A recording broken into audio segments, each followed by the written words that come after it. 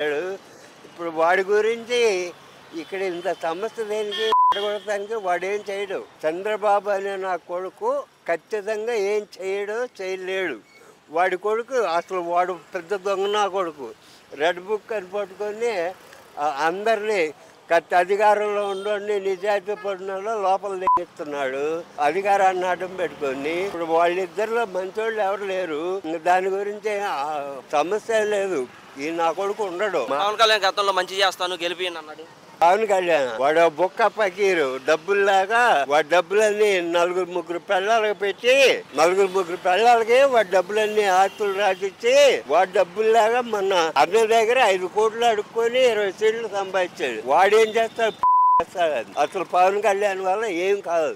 వాడు ఉద్యోగం మాదిరే. నేను నిజం చెప్తున్నా. ఒకవేళ నన్ను ఎవడని చంపేయచ్చు ఇక్కడ. ఎందుకంటే నేను తిట్లు ఓర్చుకోలేరు ఆ పార్టీ వాళ్ళు ఉంటే. అయినా సరే నేను భయపడుతున్నాను. వాడు ఎదవా, అసలు వాడు పనికిరాడు. వాడు ఆ సినిమాల్లోకి పనికొచ్చాడు తప్ప రాజకీయాలు వాడి వల్ల ఏం కాదు, ఏం చేయడు, చెయ్యలేడు. చంద్రబాబు గెలిపిస్తే మీకు మంచి చేస్తాం, ఉద్యోగాలు ఇస్తాం, డెవలప్ చేస్తాం అన్నారు. 20 లక్షల ఉద్యోగాలు ఇస్తానన్నాడు. ఇప్పుడు ఉన్న ఉద్యోగాలు 2 లక్షల ఉద్యోగాలు తీసేసాడు వాలంటీర్ని. మరి వాడు ఉద్యోగం ఎలా ఇస్తాడు? ఏ లెక్కలో ఇస్తాడు? ఉన్న ఉద్యోగాలనే 2 లక్షలు తీసిగాడు. 2,60,000 మందికి ఉద్యోగాలు ఇచ్చాడు జగన్మోహన్ రెడ్డి. మరి ఉన్న ఉద్యోగాలు 2 లక్షలు పీకిదింగాడు. ఆర్బీకేలు పీకిదింగాడు.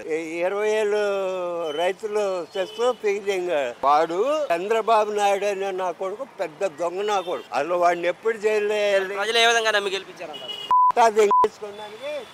తీసుకొని కొట్టుకోవడానికి ఇదిగో ఒక చిన్న మాట చెప్తున్నాను, వేరేగా అర్థం చేసుకోకు. తెలుగు స్మిత ఏదో సినిమాలో ఉంది. ఆ సినిమాలో ఒక పాట ఉంది. ఆ పాటకి మోహన్ బాబు లేకపోతే గొల్లపూడి మారుతీరావు ఉన్నారు. ఇంతేస్తానన్నాడే రాయుడు గారు, ఇంతేస్తానన్నాడే, చివరికి ఇంతేస్తానన్నాడే, అసలు ఏమీ కూడా నన్ను దుబ్బేశాడే అని ఒక పాట ఉంది తెలుగు స్మిత. ఆ పాటకి చంద్రబాబుకి ఖచ్చితంగా అన్వయం. అంతే తప్ప అంతకన్నా గొప్ప నా కొడుకు ఏం చేయడు. వాడికి ఉన్న 30 సెంట్లు.